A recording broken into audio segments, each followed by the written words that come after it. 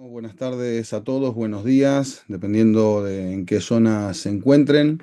Hoy tenemos un seminario de la red de filosofía privado. La red, saben, conviene recordarlo en cada sesión que hagamos, está constituida por la Universidad Externado de Colombia, la Universidad Adolfo Ibáñez en Chile y la Universidad de Girona en España.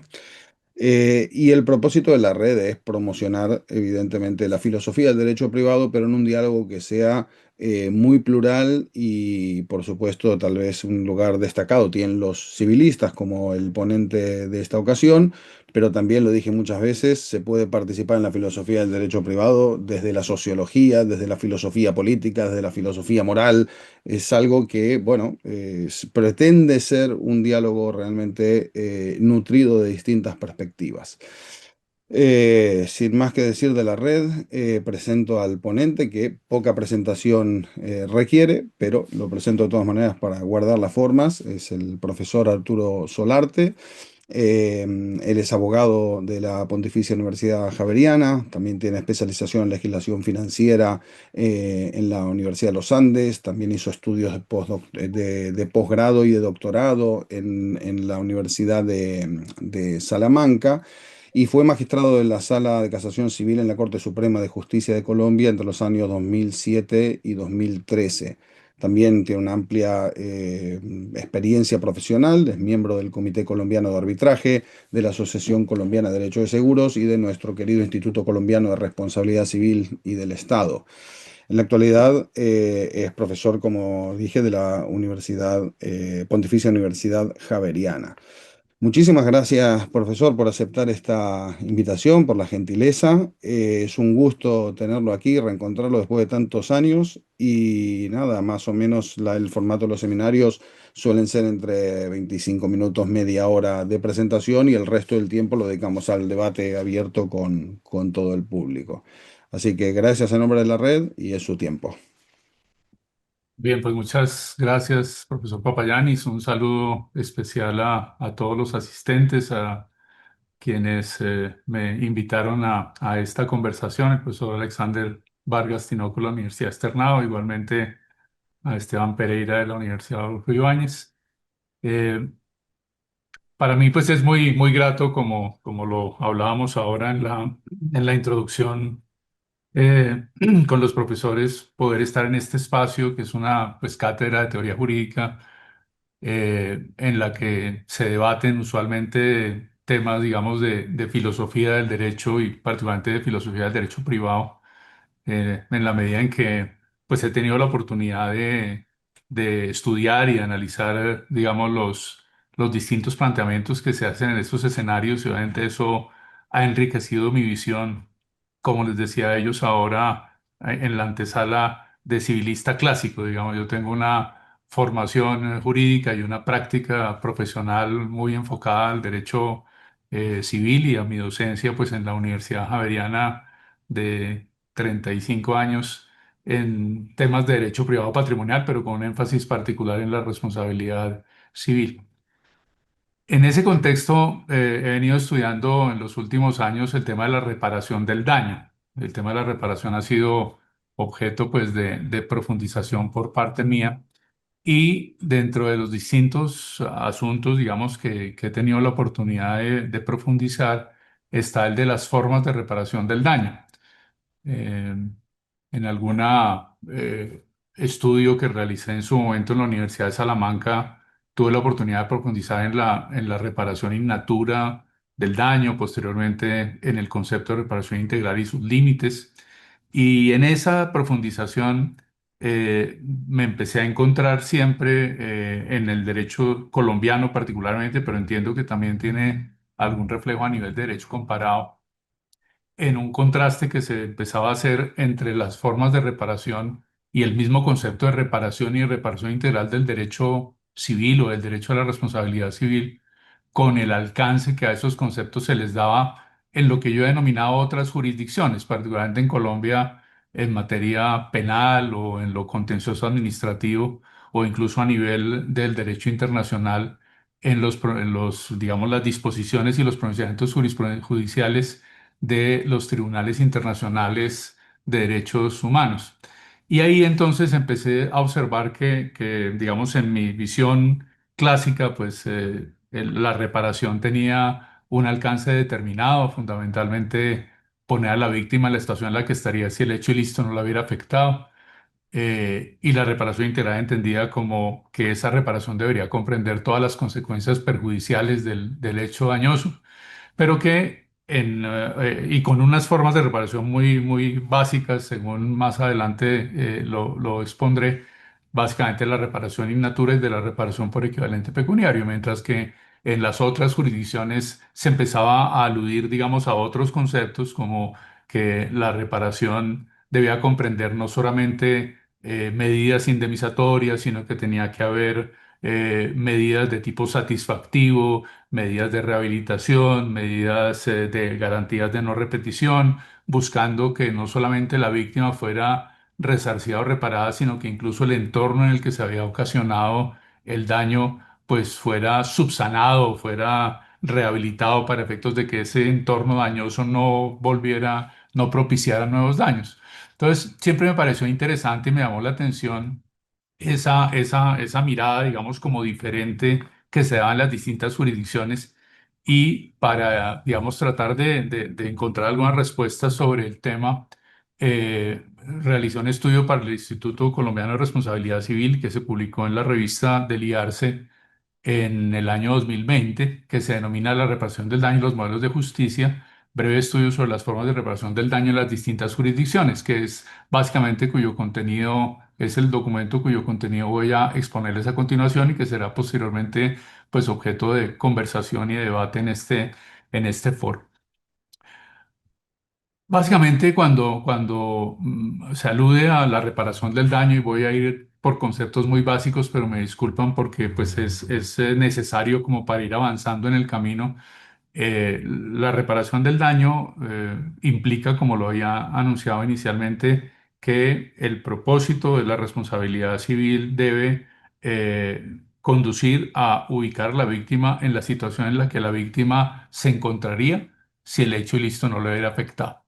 Ahí una primera precisión frente a muchos planteamientos que se realizan generalmente, y es que en muchas ocasiones se afirma que la reparación del daño debe conducir a la víctima a ubicarse en la situación en la que se encontraba antes de que el evento dañoso se presentara.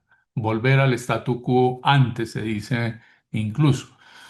Sin embargo, siempre he considerado que la reparación del daño debe ir un poco más allá y esto no es un concepto mío ni es un concepto nuevo, ya lo decía el profesor Hans Fischer en Alemania hace casi 100 años, que la reparación del daño debe buscar construir un estado de cosas hipotético en el que estaría la víctima si el hecho ilícito no la hubiera afectado, y en ese sentido la reparación no puede ser digamos, ubicar a esa víctima en donde ella estaba, sino en donde ella estaría, examinando cómo hubiera sido su evolución, no solamente en el campo patrimonial, sino también en el campo personal.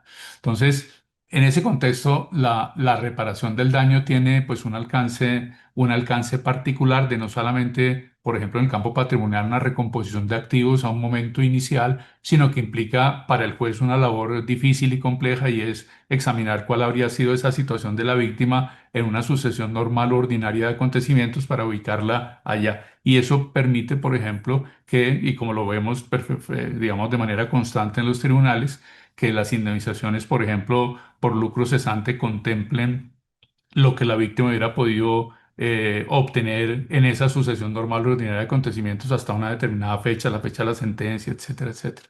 Entonces, ahí hay como una primera precisión respecto de las concepciones tradicionales. ¿Cómo se realiza esa reparación del daño? La reparación del daño fundamentalmente se realiza a través de lo que denominamos las formas o los modos de reparación. Y cuando se examina la doctrina clásica, y aquí hablo por ejemplo de los hermanos Massot y Tonk, pues se dice hay como dos formas básicas de reparar.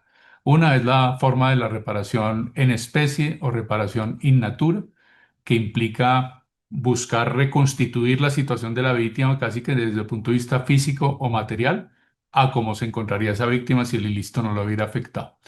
Y eso en algunos casos es posible, en algunos casos es viable, en algunos casos es del interés de la víctima, pero hay ocasiones en las que eso no es posible o la víctima no lo quiere, y por tanto pues hay que buscar un mecanismo alternativo, y ese mecanismo es la indemnización de perjuicios propiamente dicha, la reparación por equivalente pecuniario, que implica hacer una valoración del interés afectado con el ilícito y entregarle a la víctima una suma de dinero que lo repare o lo compense por los daños que ha sufrido. Entonces, dos formas básicas de reparación: reparación in natura o en especie y reparación por equivalente pecuniario. Ahí hay también otra segunda precisión tal vez, y es que si bien esas son las formas clásicas de reparación, las formas básicas de reparación, pues la doctrina es constante en señalar que pues puede haber tantos modos o formas de reparación como tipos de daño existan, en la medida en que pues si bien venimos de una clasificación o de unos tipos de daños muy básicos que se han ido enriqueciendo y ampliando con el paso del tiempo, el reconocimiento de los intereses dignos de tutela, unas visiones diferentes sobre el desarrollo de la persona y de la protección que el ordenamiento debe darle, pues eso lleva a que hoy en día pues tengamos un catálogo de daños muy variado, en el que, por ejemplo, examinamos las expectativas de las personas, sus oportunidades, examinamos su proyecto de vida, examinamos su vida de relación, etcétera, y posiblemente esas formas clásicas de reparación pues no encajan perfectamente respecto o como mecanismo reparatorio respecto a esas nuevas modalidades de daño, y para eso pues es muy importante una renovación en el discurso jurídico para encontrar nuevas formas de reparación que permitan cumplir ese anhelo o ese desideratum, como lo llaman algunos, de la reparación plena o de la reparación integral. Ahora, básicamente unos pequeños conceptos sobre la reparación natural y sobre la reparación por equivalente, porque me sirven para el paso que voy a dar más adelante para compararlas con esas nuevas formas de reparación. Muchos autores dicen que la reparación in natura o la reparación en especie es la forma perfecta de reparar. Es la forma por excelencia de reparar el daño que ha sufrido la víctima. ¿Por qué? Porque implica que el damnificado, desde el punto de vista de su realidad particular, quede en un estado igual o por lo menos semejante al que tendría si no hubiera existido el evento dañoso. Y esa forma, digamos, más perfecta de reparación, pues es un anhelo, es una aspiración. En muchas ocasiones no es posible llegar a ella porque, pues, a veces los daños no son susceptibles de ser, o las consecuencias dañosas, mejor, no son susceptibles de ser reparadas en esa forma casi que perfecta desde el punto de vista físico-material, porque no hay bienes sustitutivos o porque la reconstrucción del objeto es demasiado onerosa, o incluso en algunos casos no es del interés de la víctima que le reconstituyan su situación o sus objetos a como estarían si el hecho dañoso no se hubiera presentado. Eh, ahora, si uno considera que la reparación es poner a la víctima en la situación en la que estaría si el hecho listo no le hubiera afectado, y que la reparación in natura implica reconstruir su situación a como estaría, pues examinando las diferentes modalidades de daño, pues es posible que la reparación in natura opere con alguna mayor facilidad en los daños patrimoniales, pero que en cuanto a los daños extrapatrimoniales, ese propósito sea de muy difícil obtención. Si de lo que estamos hablando es de la alteración de las condiciones de existencia de la persona, de la afectación de su vida de relación, del dolor, pesar o sufrimiento profundo por la muerte de un ser querido, pues esas consecuencias dañosas, en mi concepto, son prácticamente imposibles de reparar. Yo hacía alguna referencia en un estudio antiguo, siguiendo la opinión de Ricardo de Ángel, en el sentido de que los daños extrapatrimoniales no son estrictamente reparables si uno considera que la reparación tiene el alcance que he mencionado. Entonces, en ese sentido, habría que hacer tal vez una distinción entre una reparación en sentido estricto, que solamente operaría respecto de cierto tipo de daños, y una reparación tal vez en un sentido más amplio, en la que cabría eventualmente la reparación in natura, incluso para algunos daños extrapatrimoniales. No sé, pensemos, por ejemplo, en afectaciones al honor, al buen nombre, que se considera que una forma de reparación puede darse a través de la retractación o el reconocimiento de que se ha faltado a la verdad y que la situación de la víctima es diferente a como se dijo, etcétera. Entonces, opera, digamos, puede operar, digamos, en algunos supuestos, pero realmente el alcance más amplio de la reparación en especie y en natura está en los daños patrimoniales. Y ahí, pues, las modalidades o los casos, los supuestos de reparación in natura de daños patrimoniales son variados y la doctrina los ha analizado de manera profunda. Hay un estudio interesante de Eugenio Llamas Pombo sobre el particular, pero puede ir desde considerar reparación in natura la restitución de un objeto perdido o extraviado a la reconstrucción de un objeto que ha sido dañado o al reemplazo de un objeto fungible o genérico para que la víctima pueda disfrutar, digamos, de esos activos y tenerlos, digamos, en su patrimonio, sustituyendo aquellos que por el hecho ilícito fueron excluidos. Ahora, como señalaba, la reparación in natura en ocasiones no es posible. No es posible porque es imposible la reparación en la medida en que la reconstitución, por ejemplo, del objeto no se puede dar o no o es demasiado onerosa, es demasiado costosa o finalmente no es del interés de la víctima que le reparen en especie. Y en esos casos, pues el ordenamiento, ustedes lo saben perfectamente, simplemente lo repito por orden, pues ha ideado desde tiempos muy antiguos la posibilidad de que sea una suma de dinero la que le permita a la víctima entender, digamos, que de alguna manera supera las consecuencias del hecho dañoso y pasa la página y se entiende reparado. Es la reparación por equivalente pecuniario, propiamente indemnización de perjuicios, que implica la valoración del interés lesionado en una suma de dinero y la entrega de esa suma de dinero al damnificado para que mediante ella se entienda hecha la reparación. De la misma manera que pasa con la reparación in natura, pues hay que distinguir los tipos de daño. Un daño patrimonial, una afectación a un interés lícito, obtener una ganancia, una afectación por la destrucción de un activo, la disminución del ingreso, pues perfectamente son estimables en sumas de dinero y pueden ser reparados mediante un equivalente pecuniario. Y ahí el dinero cumple claramente una función de equivalencia. Pero cuando estamos en presencia de los daños extrapatrimoniales, pues esos daños realmente pues son por su propia definición y por esencia son inconmensurables, no se pueden medir y no se pueden tasar en sumas de dinero. Entonces, en ese sentido, pues ustedes también lo saben bien, simplemente también para el auditorio que de pronto algunos no han profundizado en estos temas o no son objeto de su estudio frecuente, pues el ordenamiento lo que reconoce es la imposibilidad de que el dinero repare en sentido estricto ese daño extrapatrimonial, pero considera que la entrega de la suma de dinero puede permitirle a la víctima sobrellevar de mejor manera su situación y hay una serie de teorías jurídicas de por qué la entrega de una suma de dinero puede servir para reparar en sentido amplio un daño extrapatrimonial. Pero lo que es claro es que ahí no, el dinero no cumple una función de equivalencia, sino que el dinero pues se entrega a un título compensatorio, entonces se alude también pues a una compensación satisfactiva que le permite a la víctima, digamos, enfrentar su situación de daño de una mejor manera en la medida en que tiene unos activos en dinero que le permiten tener otras satisfacciones. Eso, como lo mencionaré al final, pues es un mecanismo, o ese mecanismo reparatorio me parece imperfecto, me parece inadecuado. Sin embargo, pues es la tradición, digamos, que viene desde el derecho romano de que el dinero pueda, mediante la compensatio, después mediante la condemnatio pecuniaria, el dinero permita satisfacer en últimas el interés de la otra persona y liberar también al deudor. El deudor tiene que encontrar también de alguna manera la posibilidad de extinguir su obligación y si no hay otra alternativa, pues la alternativa dineraria ha sido la más utilizada. Sin embargo, repito, es una alternativa imperfecta y que debería, digamos, enriquecerse con otras formas de reparación, particularmente, repito, en esos daños de carácter extrapatrimonial.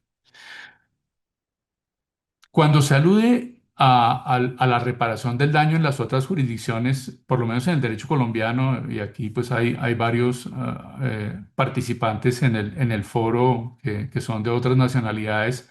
Encontramos una primera manifestación legislativa en el año 2004, tal vez 2005, cuando se expiden unas normas legales en Colombia que cambian el enfoque del sistema penal. Nuestro sistema penal antiguamente era un sistema de carácter retributivo, en donde digamos, cuando una persona cometía una conducta punible, pues era objeto de una sanción penal y eventualmente había pues algunos elementos de resocialización, etcétera. Pero en el año 2004-2005 se implanta un nuevo sistema penal en el que se dice que la acción penal y todo el aparato punitivo del Estado debe buscar no solamente la retribución punitiva al infractor de la ley penal, sino que debe buscar, digamos, un propósito más amplio. Y en ese sentido se alude a que el enfoque y el modelo de justicia en materia penal es la justicia restaurativa. La víctima tiene una participación muy importante en el proceso penal desde el comienzo. La víctima puede acompañar la investigación en búsqueda de qué? De que la víctima sea reparada integralmente y se alude a que la reparación integral en materia penal abarca o comprende la reparación en sentido estricto, en materia económica, pero también el derecho a la verdad, el derecho a la justicia y la garantía de no repetición. Y se empiezan, digamos, a repetir esas expresiones: reparación, reparar, derecho a la reparación, a la verdad, a la justicia y garantías de no repetición, y se le empieza a dotar de contenido a cada uno de esos vocablos, ampliando de manera muy importante el alcance de lo que originalmente era la reparación del derecho civil, en el sentido de que hay que reparar todo el daño, solo el daño y nada más que el daño. Y ahora entonces vemos, pues ahí se le incluyen otros componentes de verdad, justicia, garantías de no repetición.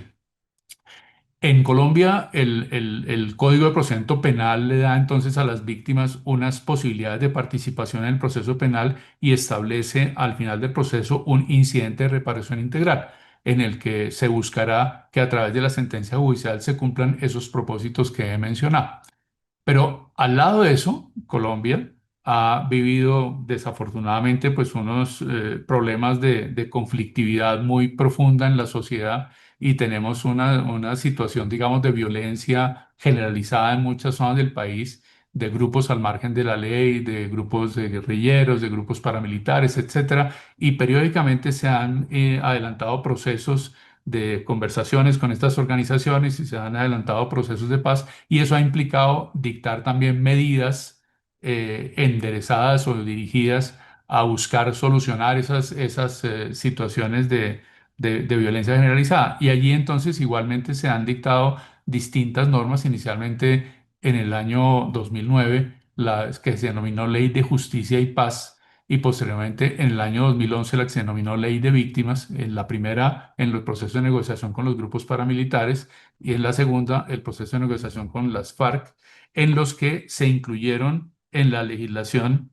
y ya en el año 2012 a nivel constitucional la posibilidad de que se dictaran medidas de justicia transicional, para que en el marco de los procesos de paz o en el proceso de negociación se pudieran dictar una serie de disposiciones que permitieran acompasar esos anhelos de paz y de justicia, en la medida en que, pues, para que esos grupos se desmovilicen, se desarmen, vuelvan, digamos, a la vida productiva, etcétera, pues se necesita que las penas sean menores, pero al mismo tiempo las víctimas necesitan unos reconocimientos, y entonces allí se adoptan los estándares internacionales que están diseñados pues desde las directivas de la ONU, la Carta de Derechos Humanos, la Carta Americana, y que han sido desarrollados por los tribunales internacionales en el sentido de que la reparación integral en un contexto de justicia transicional pues busca cumplir unos propósitos particulares a través de medidas de rehabilitación,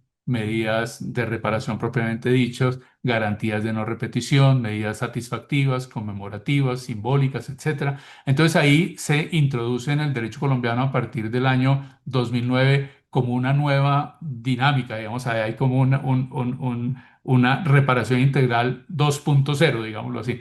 La primera ampliación se dio con las normas penales que introdujeron los conceptos de justicia restaurativa y ya a partir de estos procesos de negociación con los grupos al margen de la ley se introducen conceptos de justicia transicional, ampliando lo que se entiende por reparación integral y ampliando los instrumentos de reparación. No voy a, en el estudio, pues que podrá quedar a consideración de ustedes, está publicando la revista Aliarse número 45, tal vez del año 2020. Están, digamos, detallados cuáles son todos esos instrumentos y los mecanismos de reparación, pero tal vez a lo que quiero ir, y no quisiera extenderme mucho en el tiempo, es a que empiezan a verse en algunas jurisdicciones que en principio juzgan asuntos de lo que podríamos llamar responsabilidad civil pura, si se me admite la expresión, empiezan a verse algunas manifestaciones y decisiones que buscan aplicar esos criterios de justicia restaurativa y justicia transicional a los asuntos que en principio parecían gobernados inicialmente por las reglas de la responsabilidad civil. Y los primeros tribunales que dan ese paso y que lo hacen, digamos, de manera muy coherente en mi concepto, pues son los tribunales que juzgan la responsabilidad del Estado, particularmente el Consejo de Estado colombiano en su sección tercera desde el año 2007 hace un primer planteamiento en donde dice básicamente lo siguiente: si la actuación del agente estatal es una actuación que afecte los derechos humanos, allí el juez administrativo puede aplicar no solamente las formas de reparación tradicionales del derecho de la responsabilidad civil, sino también las nuevas formas de reparación del derecho internacional humanitario. Y ahí entonces empieza el Consejo de Estado, en casos de graves violaciones de derechos humanos, en sus sentencias a ordenar, por ejemplo, que se realicen, que se construyan monumentos, que se hagan reconocimientos de responsabilidad por parte de una autoridad, que se ofrezcan disculpas, que se establezca una cátedra durante cierto tiempo de derechos humanos a las fuerzas militares, etcétera, y empiezan, digamos, a darse una serie de decisiones en ese sentido, ampliando, repito, como el catálogo de las formas de reparación. E inicialmente lo que se dice en ese año 2007 es que hay que distinguir si el evento dañoso afecta a los derechos humanos o si es un caso simple de responsabilidad civil, para llamarlo de alguna manera. Si es un accidente de tráfico en donde un vehículo del Estado estrella una vivienda y la daña, pues en ese caso, en principio, operarían los sistemas, las formas de reparación clásicas. Pero si estamos hablando de una masacre cometida por agentes estatales, una desaparición forzada, temas de esta naturaleza que desafortunadamente pues han ocurrido en Colombia y hay que buscarles, digamos, una respuesta por parte del ordenamiento jurídico y de los jueces, pues en esos casos empiezan a darse esas nuevas formas de reparación.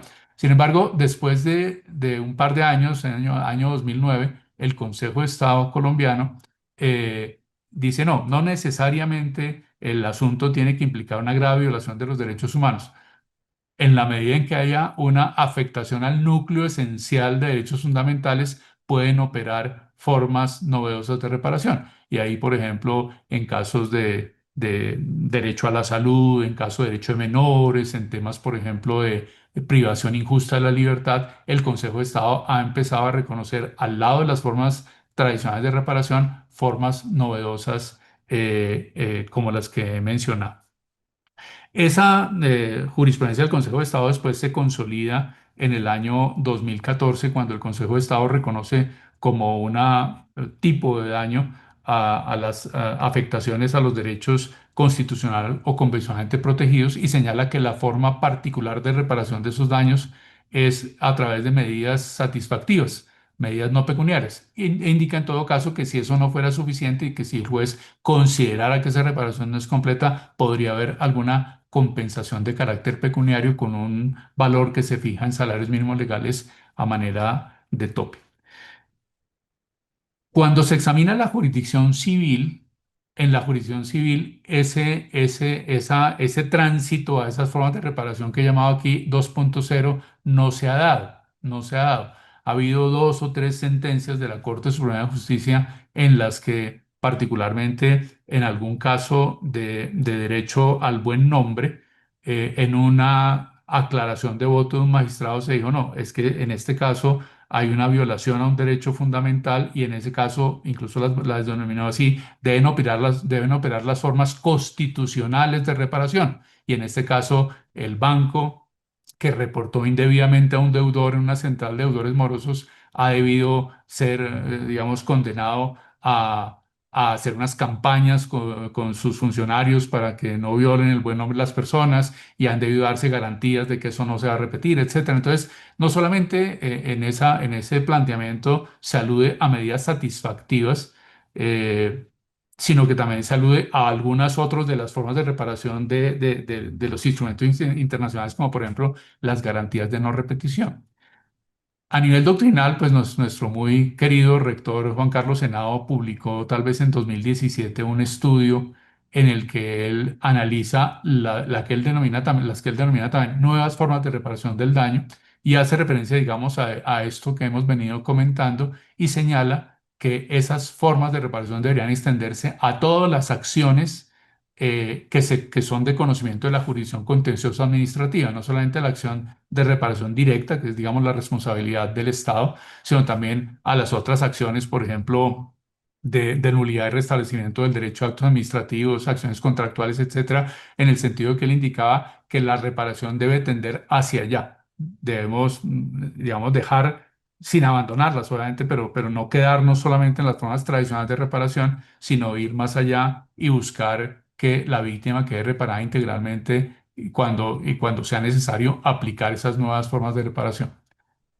Ya voy yendo, digamos, hacia la conclusión.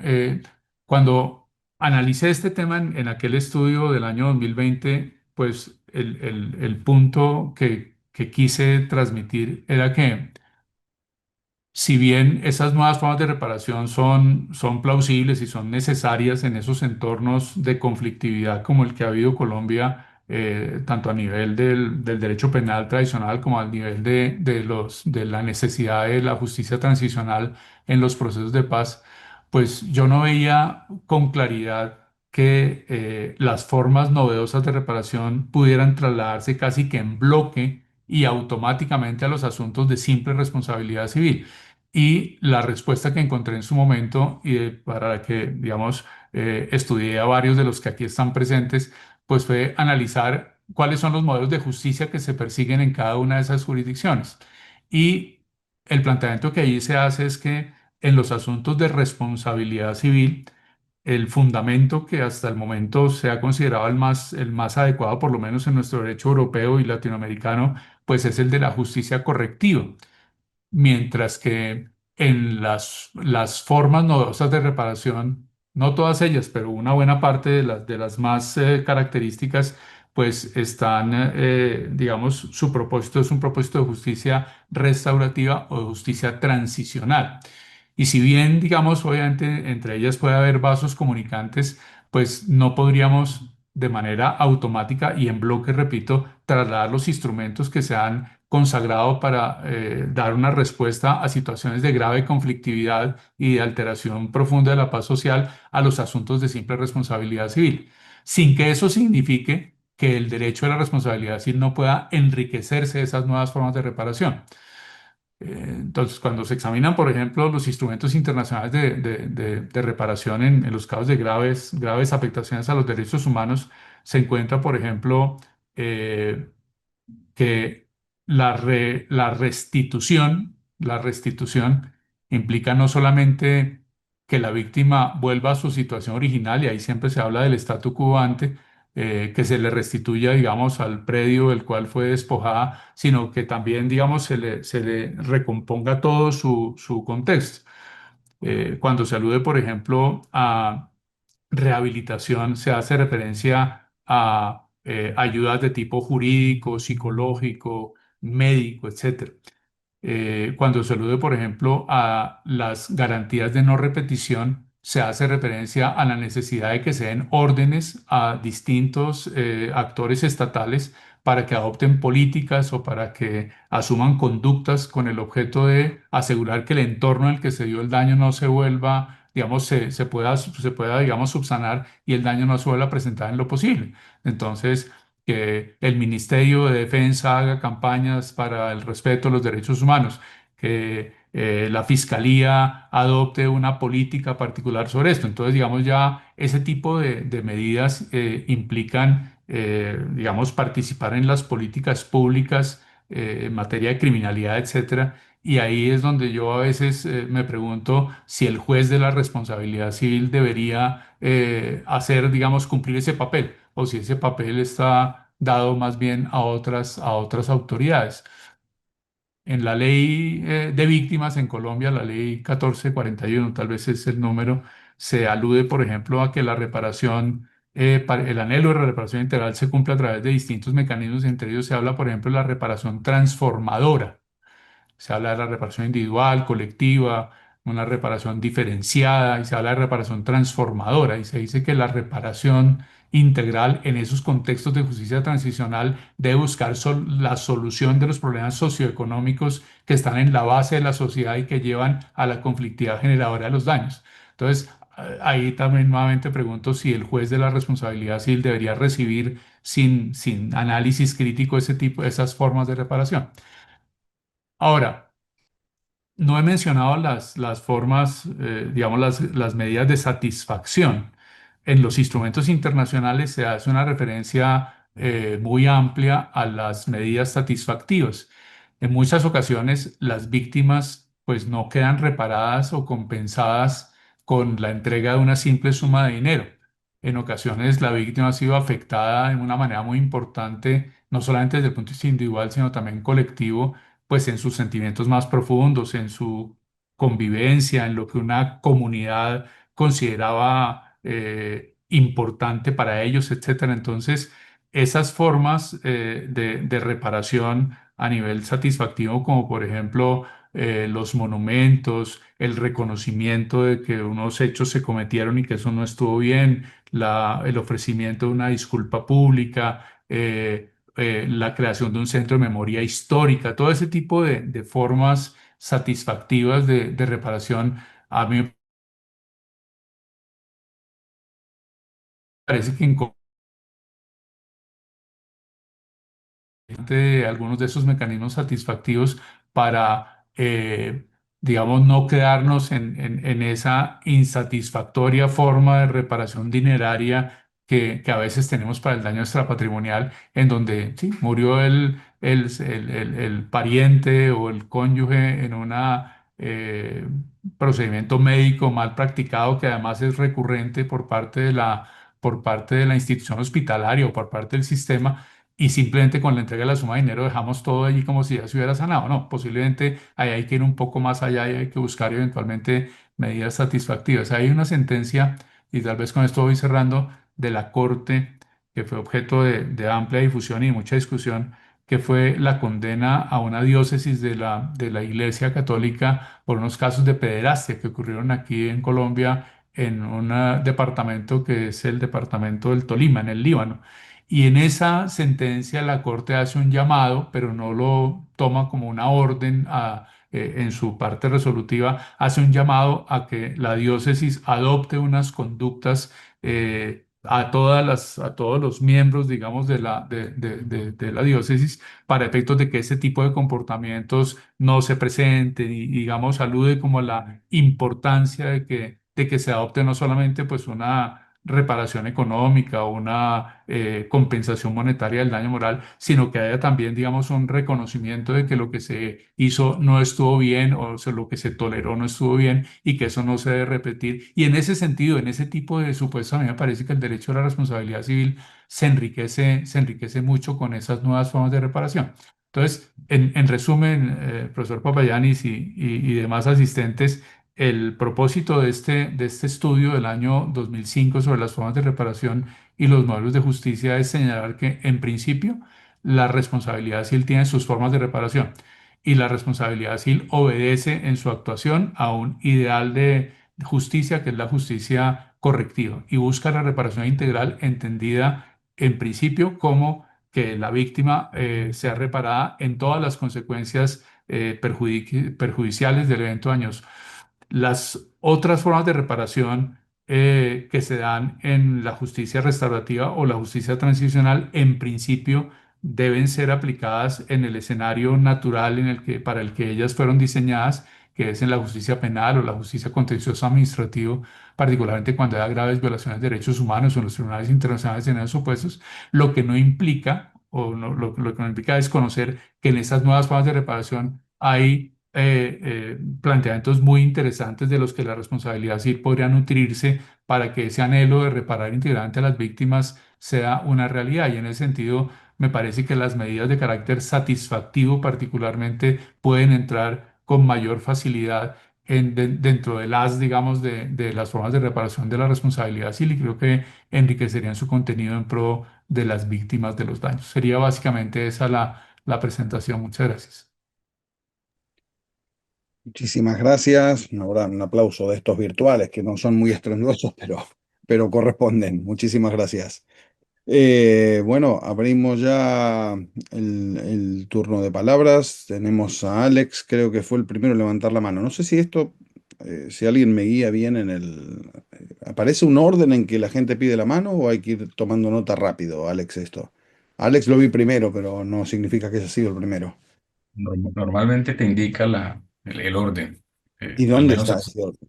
sucede en Teams, te aparece como un numerito Ah, no, no, aquí digo, en Zoom. Bueno, en la no, no parte. veo yo un orden. Nada, vayan poniendo y a medida que voy tomando nota cuando los voy viendo, ¿sí? Eh, Adelante, Alex, con tu pregunta. Gracias, Diego. Y muchas gracias al profesor Arturo Solarte por aceptar esta invitación. Gracias por su tiempo de exposición, su presentación y por el artículo que, por supuesto, enriquece el debate y la academia colombiana. Em, yo quiero plantear, digamos, tres comentarios que podrían buscar poner en debate digamos, encasillamiento de las justicias, si se quiere, o de los modelos de justicias entre unos y otros, y más bien tal vez abogar por esos vasos comunicantes que podríamos tener simplemente para escuchar la opinión del profesor Solarte y de los asistentes. Em, Creo que la premisa básica de la exposición del profesor Solarte parte de la idea de identificar que la justicia correctiva opera de determinada manera y esa manera es restituyendo las cosas al estado en que se encontraban o planteando o recomponiendo un statu quo hipotético en el cual el daño no se habría ocasionado, ¿sí? El asunto es que, digamos que existen algunas razones para considerar que ese específico entendimiento de la justicia correctiva puede dar lugar también a estas formas novedosas o de respuestas jurídicas, que me gusta mejor llamarlas, o de medidas no pecuniarias de reparación. La primera razón para pensar esto tiene que ver con la estructura normativa de la justicia correctiva. Uno puede pensar que la justicia correctiva busca recomponer la igualdad entre las partes que ha sido modificada o transgredida a raíz de una interacción injusta, ¿sí? Esa premisa básica parte de un contexto normativo, es decir, de un marco normativo en virtud del cual se estima que las partes son iguales, absolutamente iguales, diría el texto aristotélico, ¿no? Ese marco normativo, al ser transgredido, lo que exige de la justicia es una recomposición de la igualdad inicial entre las partes, ¿sí? En ese orden de ideas, uno podría considerar que estos remedios o estas medidas no pecuniarias más allá de buscar un restablecimiento de la relación entre las partes, un acercamiento entre ellas, una transformación o un proceso de transición política, todos estos valores ligados a la justicia restaurativa y a la justicia transicional, busca hacer expreso ese marco normativo y la transgresión que hubo por parte de las partes, disculpen la redundancia, en esa interacción injusta. De manera que ciertos remedios o ciertas respuestas no pecuniarias podrían ser entendidas como la explicitación y la valoración de ese marco normativo y en particular del hecho de que la víctima era un titular de derechos a quien no se le debió haber transgredido o violado su derecho. ¿Cuál derecho? Bueno, el derecho en términos genéricos a no ser dañado, ¿sí? Pero también el derecho a su propiedad privada, a su seguridad personal, a su salud, a su integridad corporal, etcétera. En ese sentido, uno podría pensar, bueno, cuando se ordenan unas disculpas, lo que se está diciendo es que se ordena al agente dañador reconocer que esa persona, la víctima, era titular de derechos y que yo transgredí esos derechos violando mis deberes y que por ende debía haberle dado u ofrecido un respeto inicial, no debía haber hecho esa interacción injusta inicialmente. Y cuando se me ordena, por ejemplo, una medida como una garantía, bueno, que se llaman, a mi juicio, mal llamadas garantías de no repetición, lo que se busca es hacer explícito y reivindicar un poco que ese marco normativo sigue vigente y que debió haberse tenido en cuenta por parte del agente dañador, ¿sí?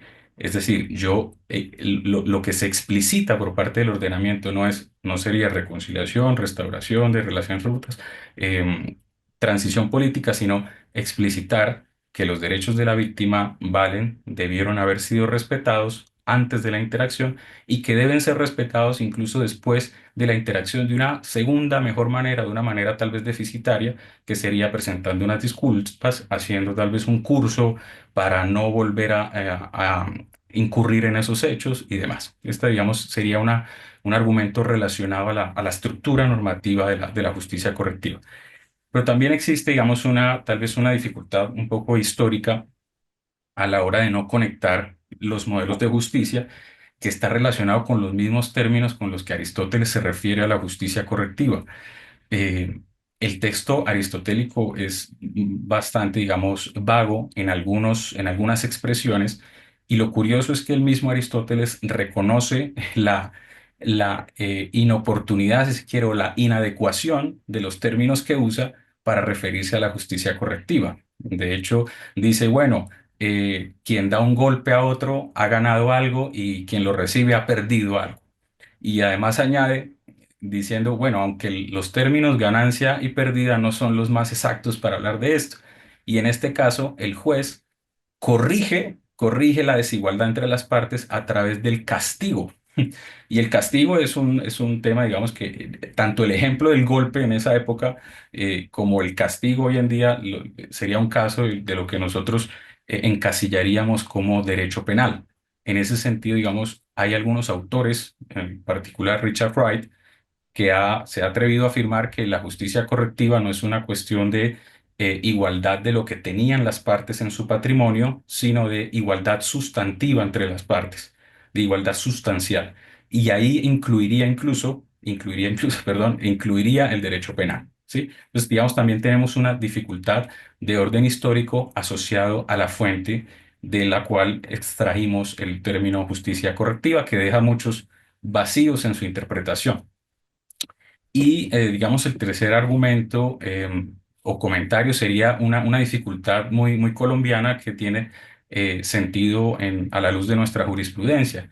Y es que la Corte Constitucional ha sido bastante vaga a la hora de delimitar lo que ha llamado el núcleo esencial del derecho fundamental a la reparación integral. En particular lo digo porque eh, en la sentencia C-344 del 2017, la Corte dice que este tipo de medidas hace parte del núcleo esencial del derecho fundamental a la reparación integral, con lo cual uno podría pensar, oiga, estas medidas son intocables a la reparación integral, ¿sí? Pero claro, alguien podría decir, bueno, es que esa sentencia se refiere a un artículo del Código Penal, por ende, solo aplica para las víctimas de ilícitos penales. Sin embargo, la pregunta es, ¿por qué un derecho fundamental tan nutrido, tan bonito si se quiere en su estructuración y en su contenido, solo podría predicarse de las víctimas del proceso penal? ¿Qué las hace a las víctimas de un ilícito penal distintas del ilícito civil? Sobre todo cuando pensamos que hay ilícitos civiles e ilícitos penales, digamos, muy similares o cuyas fronteras son muy difusas. Pensemos en lesiones al honor, injurias, calumnias y demás, pero también en delitos querellables, cuya investigación y juzgamiento se activa solo por la denuncia de la víctima, igual que sucedería en un ilícito que llamamos ilícito civil, ¿no? En ese sentido, habría, digamos, una falta de especificación por parte de la jurisprudencia constitucional respecto de la extensión de este núcleo esencial o de este derecho fundamental también a las víctimas del ilícito civil. Circunstancia, digamos, que también se ve alimentada por el hecho de que la jurisprudencia haya aplicado estas medidas en casos que no son claramente o de manera directa, tal vez, o no representan una violación grave o sistemática de los derechos humanos. Sí, en particular se tiene que la misma sentencia del 2014 del Consejo de Estado, en la que se da entrada oficial a este daño por violación a los derechos convencional y constitucionalmente protegidos. Una de esas sentencias es un caso de negligencia médica en los servicios de ginecobstetricia, una mujer a la cual se le atendió el parto de manera tardía, algo así como 12 horas después, con una displicencia total por sus derechos y demás, y que tuvo resultados fatales para el feto. Uno diría, ahí no hay una clara violación, o por lo menos uno diría, esto es un caso normalito de responsabilidad civil médica, ¿no? Pero ¿cómo escindir o cómo diferenciar de una manera precisa cuando estamos frente a una violación de un derecho humano y cuándo no, cuando hay ilícitos civiles que se le parecen mucho? Dicho todo esto, digamos que estoy de acuerdo con lo que dice el profesor Solarte de no podemos hacer una traspolación en bloque de las medidas no pecuniarias, pero podemos encontrar esos vasos comunicantes en los argumentos, digamos, que he presentado anteriormente. Muchas gracias, profesor, de nuevo y a la espera, pues, de sus comentarios. Muchas gracias, Alex. Vamos a hacer ida y vuelta mientras el tiempo nos lo permita. Pregunta, respuesta, ¿sí? Así que, profesor, cuando quiera. Bien, pues muchas gracias, profesor Alexander. Muy interesante el planteamiento y tuve la oportunidad de estudiar también algunos de los textos que Alexander ha publicado en los últimos años. Para la época en la que escribí el artículo de las formas de justicia no conocía la obra de Alexander porque se estaba como empezando a publicar en ese momento, pero él hace un planteamiento muy interesante sobre el ofrecimiento de disculpas como una forma de reconocimiento, incluso no necesariamente como un mecanismo de reparación, sino como un mecanismo o de reivindicación o de reconocimiento de la autoridad del otro y del reconocimiento de que tenía un derecho que le fue vulnerado. Me parece muy interesante y creo que ahí están sentadas las bases, digamos, para una renovación de ese discurso que creo que siempre será provechoso para la judicatura colombiana. Eh, digamos yo sobre los comentarios de Alexander veo que, pues ellos tienen digamos un fundamento claro y me parece que ciertamente el concepto de justicia correctiva y ustedes los que han profundizado más en este tema pues lo saben mucho mejor que yo, pues ha tenido muchas evoluciones y ha tenido digamos muchas visiones, así como aludía a reparación 1.0, 2.0, 3.0, hay justicia correctiva 3.0, 4.0, 5.0, porque el discurso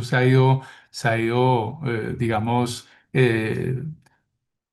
profundizando y se ha ido, digamos, corrigiendo en cada publicación de cada autor. Entonces, creo que ciertamente, digamos, en la justicia correctiva y en su estructura normativa, pues está claro que el hecho dañoso implica pues una afectación a la situación de la víctima y que el corregir esa situación, en la denominación tradicional, el anular las consecuencias de ese ilícito, debería llevar también pues al reconocimiento de que esa afectación se presentó. Si eso se da a través de unas disculpas, me parece que eso puede ser un instrumento interesante. Sin embargo, también pensaba a medida que oía hablar a Alexander que qué más reconocimiento que una sentencia judicial. O sea, cuando se presenta un ilícito que genera un daño y el juez, luego de valorar la presencia de los presupuestos de la responsabilidad civil, le dice a la víctima, usted tiene derecho a ser reparado por esa persona que transgredió, digamos, sus prerrogativas y le afectó ilegítimamente su círculo jurídico personal, pues yo creo claro, que la otra persona lo reconozca, que la otra persona ofrezca una disculpa puede ser algo importante porque de alguna manera como que completa todo el proceso, pero si ya lo hace un juez de la República, que es la autoridad que democráticamente está instituida para resolver esas controversias, a mí me parece que eso también creo que vale la pena tenerlo en cuenta. Iría a lo último que menciona Alexander sobre el tema del derecho fundamental. Yo en ese punto tengo una apreciación particular y es que creo que no están dadas las bases todavía en el sistema jurídico colombiano para considerar que el derecho a la reparación integral es un derecho de carácter fundamental.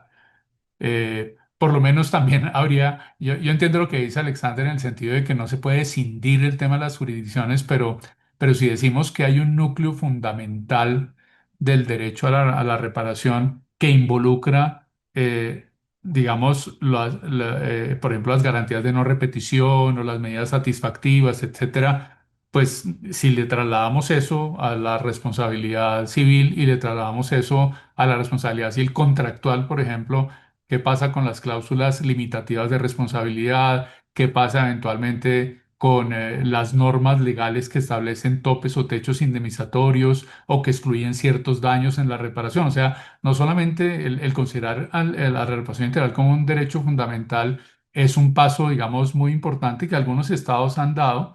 Yo entiendo que, por ejemplo, en Argentina, considerar la reparación integral como un derecho fundamental fue la base para eliminar topes indemnizatorios en algunas normas de seguridad social, por ejemplo, en el trabajo, o en Italia, por ejemplo, entiendo que considerarlo un derecho constitucional fue la base para eliminar topes indemnizatorios en materia de daños causados en navegación aérea. Eso tiene unas implicaciones muy importantes. Y que, digo, no estoy, no soy, digamos, adverso a que eso se pueda, a eso se pueda llegar, pero tendría que llegarse con claridad. O sea, la norma, la sentencia que menciona Alexander, ciertamente dice que el derecho a la reparación integral es un derecho fundamental y que tiene un núcleo esencial, etcétera, pero esa es una norma, esa es una sentencia que se dictó al analizar la constitucionalidad del artículo que establecía en el Código Penal que el ilícito penal conlleva también a que se pueda solicitar la reparación de los daños materiales y morales, dice así la norma, que se puedan producir como consecuencia del ilícito penal. Y entonces el demandante decía, esa norma es inconstitucional porque se excluyen o no se tienen en cuenta otra serie de daños que han sido reconocidos por la jurisprudencia o por la misma ley. Y lo que dijo la Corte Constitucional, no, la norma es exequible, entendiendo que en la reparación que se ordene en desarrollo de ese artículo, pues deberán entenderse todas las consecuencias perjudiciales que la jurisprudencia está reconociendo. Pero yo, por lo menos de la lectura que hice en su momento de la sentencia, entiendo que ella está referida al contexto de la norma penal y entendería que posiblemente sí, hay un fundamento importante para considerar que hay un derecho fundamental en materia penal a que la víctima obtenga verdad, justicia, reparación, garantías de no repetición, pero no tendría toda la tranquilidad para sostener que eso es así en responsabilidad civil. Si fuera así, creo que nos implica un trabajo muy importante a todos los que trabajamos en este campo, porque implica también volver a analizar una serie de aspectos de nuestra disciplina sobre la base de considerar que el derecho a la reparación integral es un derecho de carácter fundamental.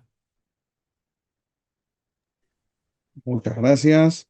Tenía en la lista a Davinson Pedroso, pero bajó la mano. No sé si mantiene la pregunta o no. Le pregunté y no me contesta. Si no, pasamos al siguiente y que luego me avise si quiere mantener la pregunta. Héctor Andrés Henao es el siguiente.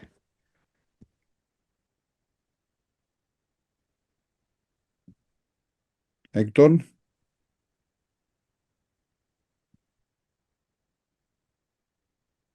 pasamos al siguiente. Henry Reyes Garcés.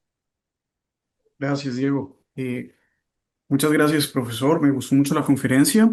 Las ideas que estás presentando aquí me parecen importantes y estoy en la gran mayoría de acuerdo con todo.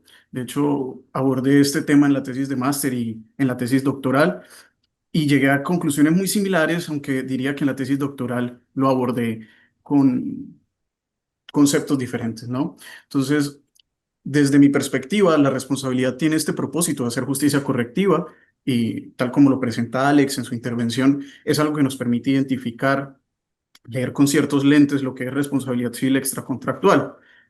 Sin embargo, esto no implica que la responsabilidad no cumpla distintas funciones que uno podría clasificar como distintivas, necesarias, incluso contingentes.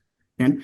Y en Colombia esto tiene sentido, es decir, tiene sentido que la responsabilidad cumpla distintas funciones dependiendo de distintos contextos, porque uno podría decir que Colombia no es una sola, no es igual Bogotá al Cauca, ¿no? Y esto eh, hace sentido porque si utilizamos este artefacto para estas distintas funciones en distintos contextos, nos va a generar distintas funciones o utilidades sociales o bienestar. Muy bien. Pero aquí viene un problema que es algo que me intrigó también en la tesis doctoral y es el uso de la responsabilidad para otras formas de reparación, para el cumplimiento de otras funciones, lo que tú llamas otros tipos de justicia, podría llevarnos al problema de que en un punto esto que estamos utilizando como responsabilidad deja de serlo, ¿no? Si lo utilizamos o utilizamos este artefacto para funciones totalmente ajenas, dada su forma discursiva y no física, empezamos a hablar de algo diferente, algo que no es responsabilidad.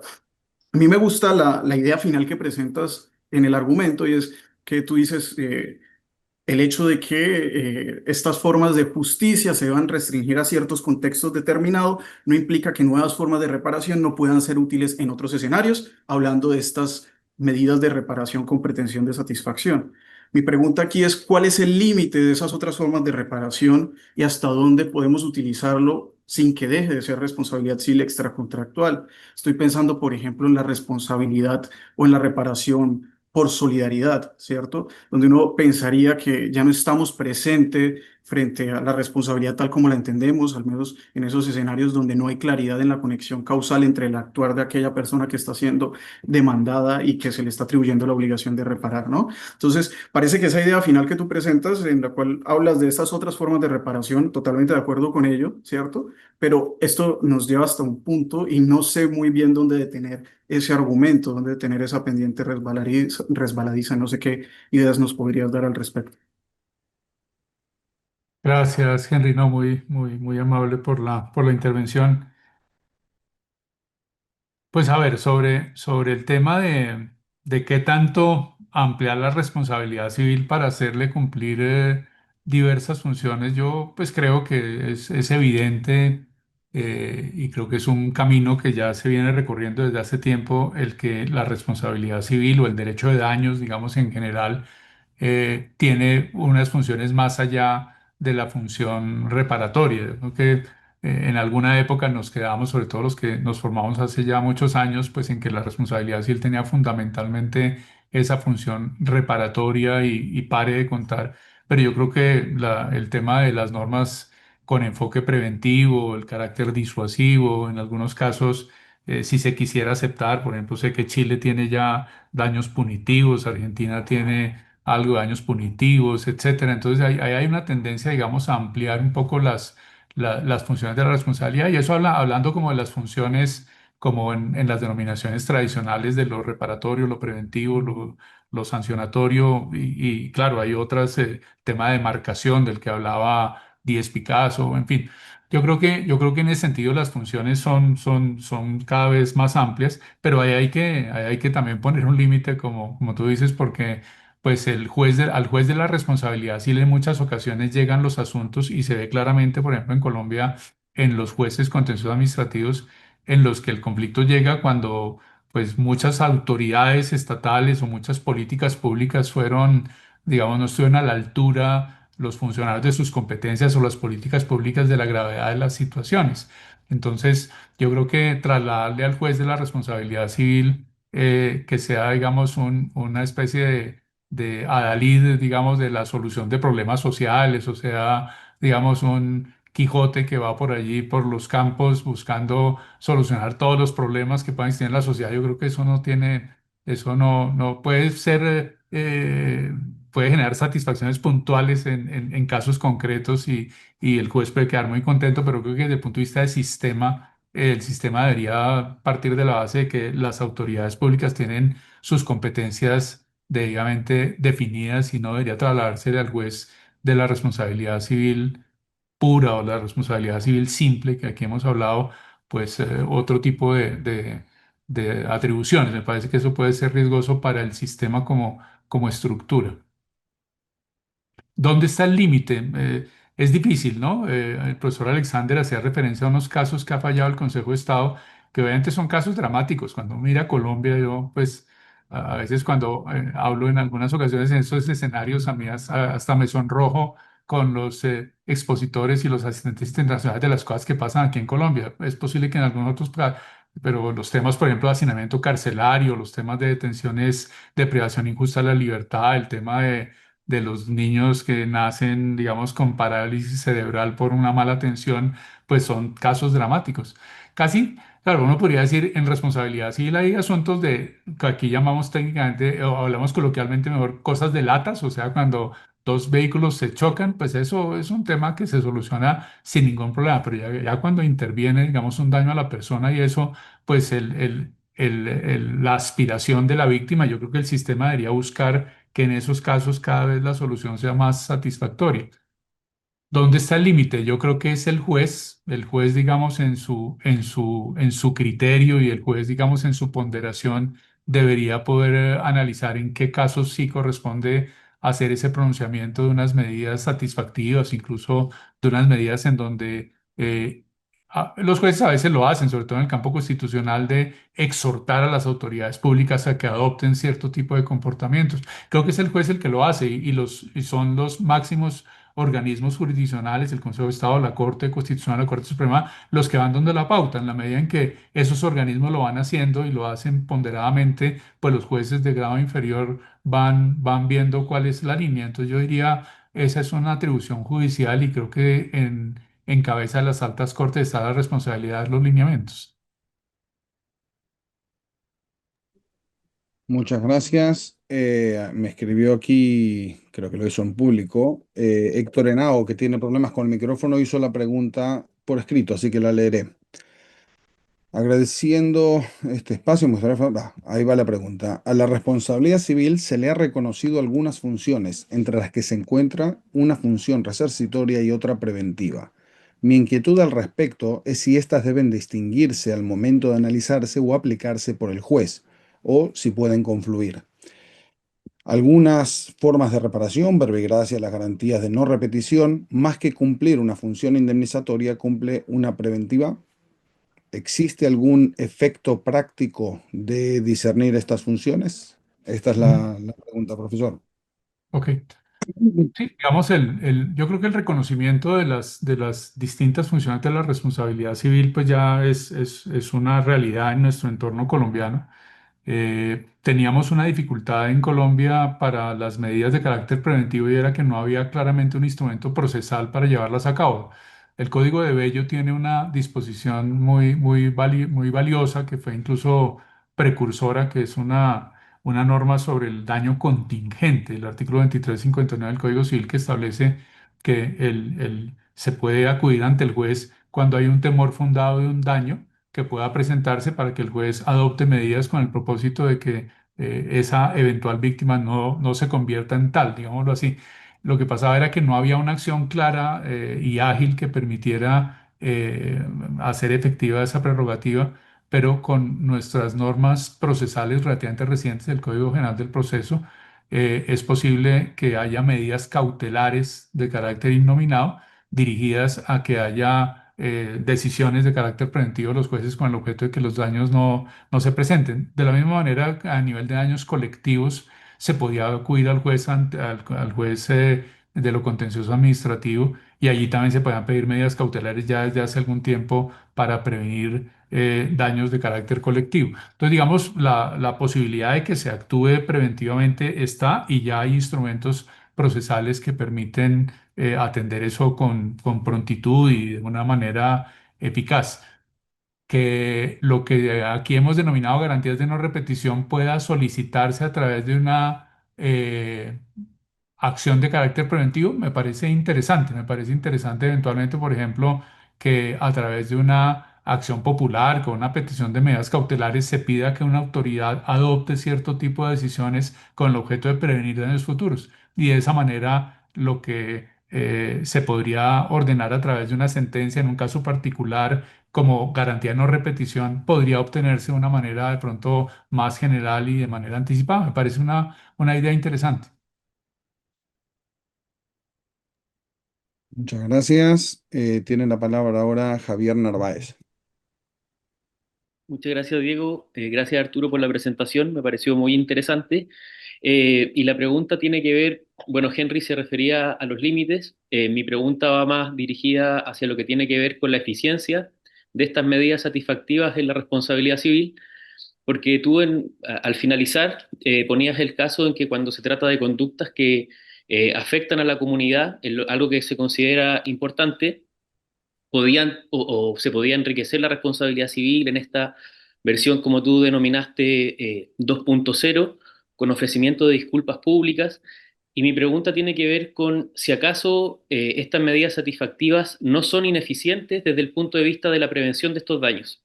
Pero no prevención, como lo respondía recién, como entendido desde un punto de vista subjetivo, de alcanzar con, qué sé yo, con medidas cautelares, sino la prevención entendida como uno de los propósitos que también se puede conseguir con la responsabilidad civil. Porque la pregunta, o en otras palabras, es si realmente la responsabilidad civil se nutre con esto o se debilita. Porque tal vez, o la pregunta es, ¿por qué no se nutre más si de lo que se trata es de evitar que vuelvan a tener lugar estas conductas especialmente graves? ¿Por qué no configurar en primer término esta responsabilidad civil 2.0, por ejemplo, con una multa privada y quién sabe después en una versión responsabilidad civil 3.0 con disculpas? Porque para la gente de un daño particularmente grave es muy barato y por eso digo que tenía que ver con la eficiencia. Disuade muy poco pedir una disculpa pública. No sé cómo lo ves. Ok, no, muy interesante, Javier. Yo creo que yo voy a dar alguna idea y después, como en los toros, le cedo el lugar a Alexander Vargas, que creo que ha profundizado mucho en ese tema y posiblemente tiene aportes importantes para hacer. Yo creo que, digamos, si consideráramos, por ejemplo, una medida satisfactiva de un ofrecimiento de disculpas, yo creo que, digamos, desde el punto de vista del fundamento moral de la responsabilidad, a mí me parece que es relevante, digamos. Yo creo que se ha perdido un poco en nuestro tiempo moderno el respeto por la palabra y la importancia, digamos, de lo que se exprese y de lo que la expresión conlleva, digamos. Yo creo que el reconocimiento de que se falló y el reconocimiento de que el otro tenía un derecho que yo vulneré, etcétera, yo creo que desde el punto de vista social es algo que debería reivindicarse. Me parece útil socialmente. Ahora ya si eso, por ejemplo, en términos de eficiencia económica, etcétera, no sé, los parámetros de análisis económico del derecho, creo que implica también un análisis que hay que realizar. Ahora, yo no lo vería como un instrumento único, o sea, no creo que lo que se está proponiendo sea sustituir las formas de reparación tradicionales por medidas satisfactivas. No, creo que serían medidas complementarias en el entendimiento de que a través de ellas pues se repara de manera más completa el entorno jurídico de la víctima afectado con el daño. Yo diría son medidas complementarias. No sé, Alexander, tú que has pronunciado sobre eso, si quisieras de pronto intervenir. Gracias, profesor. No, realmente lo que se ha propuesto, digamos, desde la tesis que he defendido es que al tener una finalidad diferente, las medidas, este tipo de medidas no pecuniarias, algunas de ellas, no todas, pueden ser entendidas como que ellas tienen una finalidad de reconocimiento, reivindicación, que no es igual a la de reparación o de restablecimiento de un statu quo. En ese orden de ideas no tienen por qué ser excluyentes, sino solo en el entendido en que una disculpa, por ejemplo, se implemente con una medida de reparación in natura. Ejemplo, en un caso de difamación, ¿sí? Ese podría ser un caso en el que se excluyen. Pero si las comprendemos conceptualmente como medidas de reconocimiento y reivindicación explícitas, no tienen por qué ser excluyentes de las otras medidas. Ahora, ¿cuándo operaría ese reconocimiento? Cuando el juez no quiere dejar al azar o no quiere dejar en el aire el mensaje de que a la víctima no se le debió haber respetado o de que se está pagando un precio a forma de indemnización por el daño que se le cometió, cuando realmente lo que hubo es una despectividad de manera evidente o palmaria respecto de ella.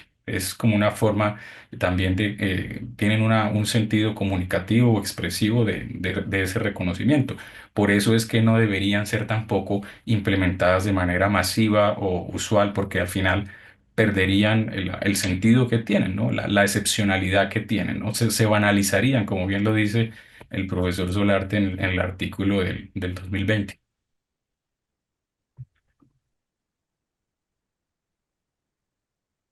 Que ahí tal vez complementaría simplemente una cosa y es que, digamos, las diferentes formas de reparación deberían tener tal entidad y deberían tener tal significado desde el punto de vista de las reglas de la convivencia social que disuadan el comportamiento futuro. Recuerdo algún profesor en Salamanca que hace referencia a un texto, tal vez es Las Noches Áticas, si no recuerdo mal, que había un ciudadano en Roma que en la época en la que se podía pagar, digamos, por el daño una suma de dinero, iba él con una bolsa de monedas de plata, iba golpeando a las personas en la calle y les tiraba la moneda y golpeaba a la otra persona y le tiraba la moneda, en la medida en que parecía como que esa consecuencia normativa por el ilícito y la afectación del otro podía simplemente pagarse y podía él seguir afectando. Entonces, creo que sí, las formas de reparación en su conjunto, antiguas y nuevas o como se quieran denominar, sí deben generar un efecto y es el efecto disuasivo que me parece muy importante.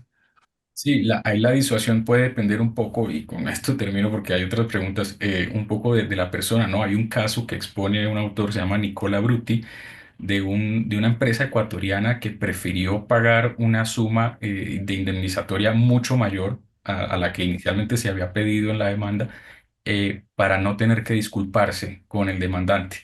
Entonces, digamos que era tenía tanta valor el buen nombre de la empresa y demás que prefirió, y llegó a un acuerdo, llegaron a un acuerdo con el demandante respecto de esto. Entonces, digamos, aquí el tema del incentivo puede jugar un poco con el tipo de demandado al que estemos haciendo referencia.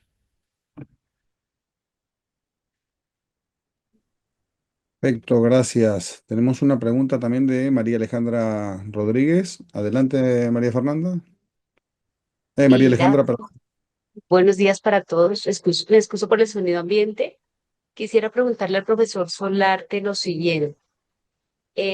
Digamos, en esos escenarios donde la gestión del riesgo resulta fundamental para prevenir daños desde la óptica de la previsibilidad, si quisiera saber si él ve posible que se conciba una función dual de la responsabilidad civil que se nutra tanto de la justicia correctiva como desde la distributiva, un poco también desde las raíces que la gestión del riesgo tiene en relación con la justicia distributiva. Gracias.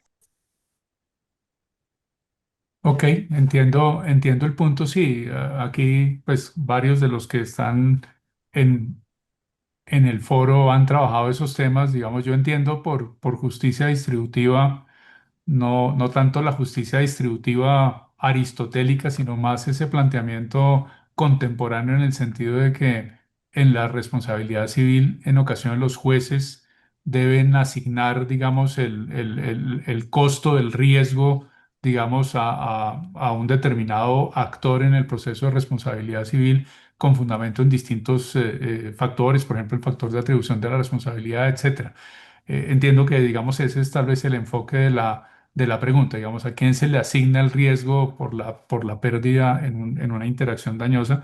Yo creo que, pues, es claro que los jueces en ocasiones pueden hacer eso, pero me parece, y en eso tal vez sigo a Barros Burié, que señala, si no recuerdo mal, que ese es un asunto más de competencia del legislador. O sea, yo creo que quien determina quién debe asumir el riesgo, digamos, de determinadas contingencias en la convivencia, pues debería ser en principio el legislador que establece que ciertas actividades particularmente riesgosas, en ellas hay una responsabilidad sin necesidad de acreditar culpa, etcétera. Yo creo que eso debería ser más un tema que el legislador estableciera, pero, y en ese sentido, no sé si lo que se alude a la gestión del riesgo es que si una determinada entidad, por ejemplo, en su actividad tiene la carga de gestionar un determinado riesgo, pues a ella se le asignarán o se le imputarán las consecuencias dañosas derivadas de una mala gestión de ese riesgo. Y yo creo que eso es razonable y así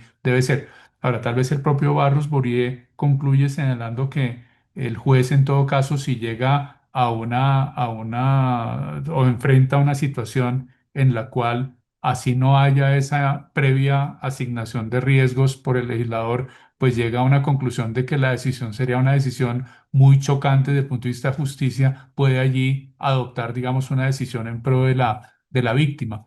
Y ahí eventualmente podríamos jugar como tal vez Héctor lo mencionaba, temas de solidaridad, etcétera, que serían como otros factores de atribución de la responsabilidad que modernamente empiezan a plantearse, pero que en mi opinión deberían ser utilizados en forma excepcional porque empieza pues a ser el juez, lo que decía Díez Picasso, el juez Cadí, el juez como que en el caso particular decide, digamos, como qué énfasis le pone, etcétera, y lleva como a una actuación judicial excesivamente particular, y yo creo que pues pierde un poquito el estándar de igualdad que también todos los administrados deben llegar como en las mismas condiciones a la admisión de justicia. Pero en casos excepcionales en donde se advierta que la solución es una solución irritante, creo que el juez podría ya adoptar este tipo de medidas. Sin embargo, creo que desde esa función de disuadir, digamos que la conducta se vuelva recurrente, creo que el juez ahí tiene un papel fundamental, porque finalmente es el que conoce el caso y sabe cómo, digamos, opera el agente dañino. Profesor, yo siento que estoy de acuerdo con usted que el legislador tiene una función fundamental desde la política, pero creo que el juez tiene unas herramientas adicionales dadas su inmediatez al conocer el caso, ¿no? No sé, de pronto te puede opinar Sí, en ese sentido. sí, sí, sí. Y lo que pasa es que, digamos, a lo que yo quisiera llegar, y creo que no estamos en desacuerdo, es que, por ejemplo, si un juez conoce, como pasa en Colombia, no sé si en Chile o en España o en otros países de los que son las personas que están en este escenario, ocurre, aquí en Colombia los casos de responsabilidad civil de las distribuidoras de energía son muy frecuentes. O sea, son reiteradas, digamos, las acciones judiciales contra las empresas distribuidoras de energía por fallecimientos o electrocuciones de personas que tocan un cable que quedó distendido o que sacan un aparato metálico de su casa y ahí está pasando una línea de conducción. Eso es muy frecuente, eso es muy frecuente, desafortunadamente, los casos de fallecidos o heridos por temas de distribución de energía eléctrica. Y en esos casos la jurisprudencia es constante, si bien no ha dicho en ningún momento que está haciendo una justicia con una determinada inclinación por la víctima, etcétera, pues sí ha reconocido que quien se mete en el negocio de energía y que va desde la generación hasta la distribución y comercialización final, pues al usuario del servicio, pues es responsable de la activación de los riesgos, independientemente de su conducta.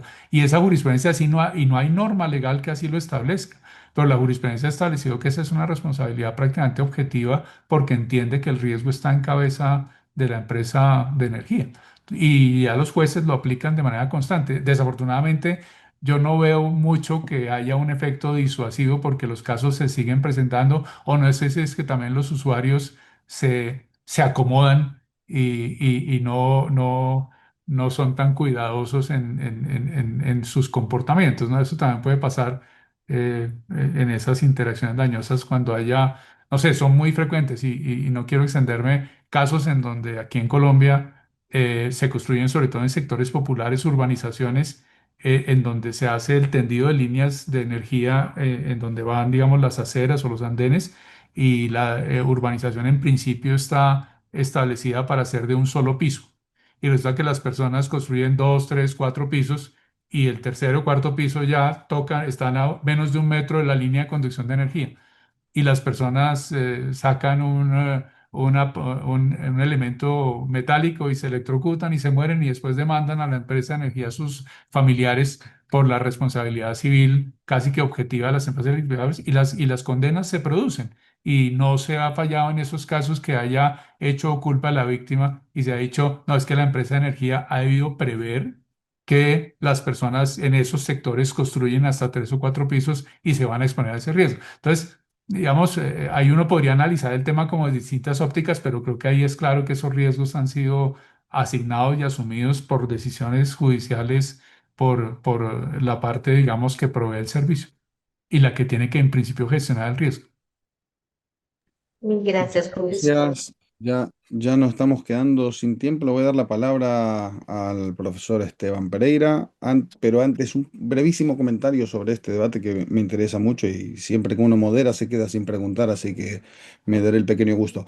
No, creo que justamente por lo que señalaba el profesor Solarte recién en cuanto a la tal vez ineficacia o plena o falta de plena eficacia en la disuasión, incluso en responsabilidades objetivas, eh, es que el aspecto puramente preventivo, preventivo en sentido estricto, ¿sí? Cautelares, acción preventiva que se llama en Argentina, que es suprimir fuentes de riesgo en ciertos casos, muestra cómo las pretensiones de justicia correctiva y las de distributiva pueden llegar a ser coincidentes.